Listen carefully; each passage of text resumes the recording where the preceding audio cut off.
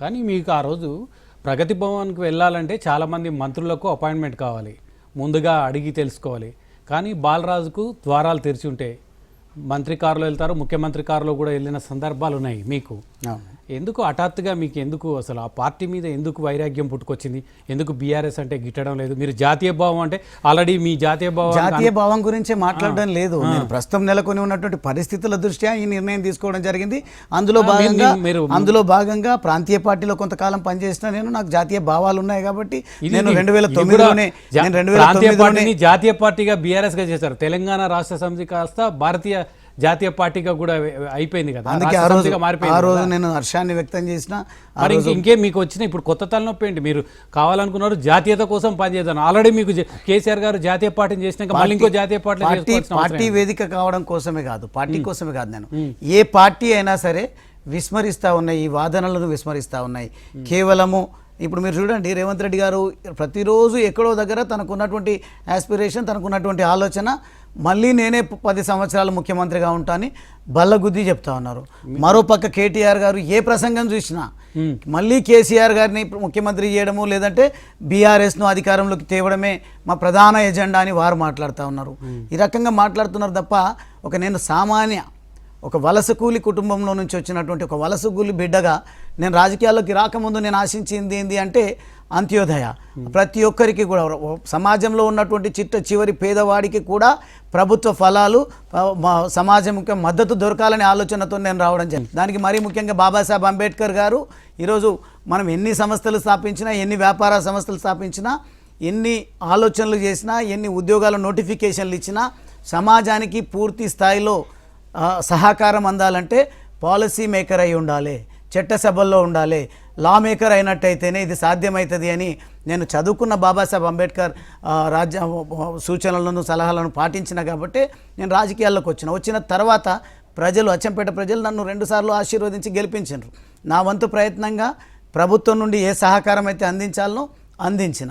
కానీ ప్రభుత్వం నుంచి మీకు సహకారం అందలేదా? ప్రభుత్వం నుంచి నేను సహకారం ఆశించింది లేదు కదా. ప్రభుత్వం నుంచి సహకారం దక్కిందా లేదా? బీఆర్ఎస్ పార్టీలో ముఖ్యమంత్రి గారు మీరు తరచూ కలిసేవారు ఒక ఎమ్మెల్యేగా.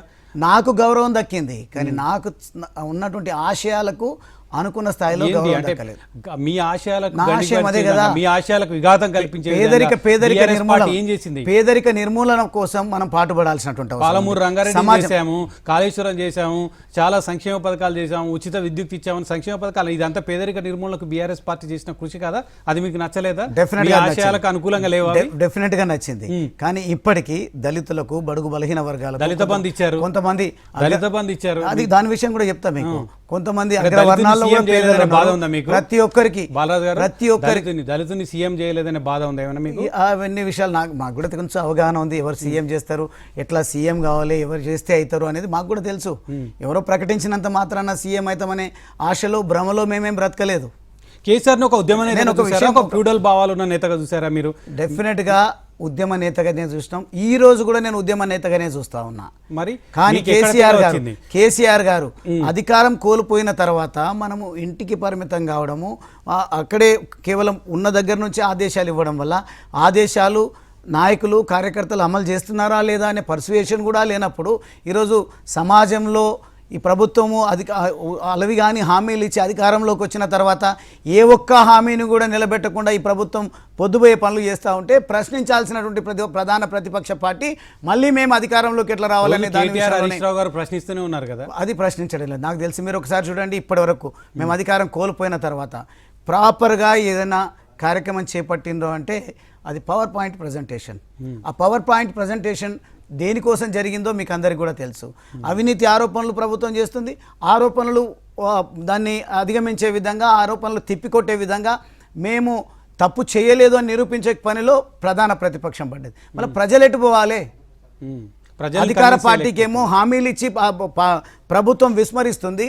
ప్రశ్నించాల్సినటువంటి ప్రధాన ప్రతిపక్షమేమో ఇదే అంశాల చుట్టూ సమయాన్ని వృధా చేస్తుంది. మా అటువంటి నాయకులను అందరినీ కూడా ఈ విషయాల పట్లనే ప్రెస్ మీట్లు పెట్టండి అని చెప్తా ఉన్నారు తప్పిస్తే, నిజంగా ఎక్కడైనా సమస్య వస్తే ఈ సమస్య పట్ల ఈ కార్యాచరణ చేపట్టండి, మీరు పోరాటం చేయండి, ఈ పోరాటానికి మేము మద్దతుగా ఉంటాం, సంఘీభావంగా ఉంటాం, మీకు అండగా ఉంటామని చెప్పినటువంటి దాఖలే కనిపిస్తుంది.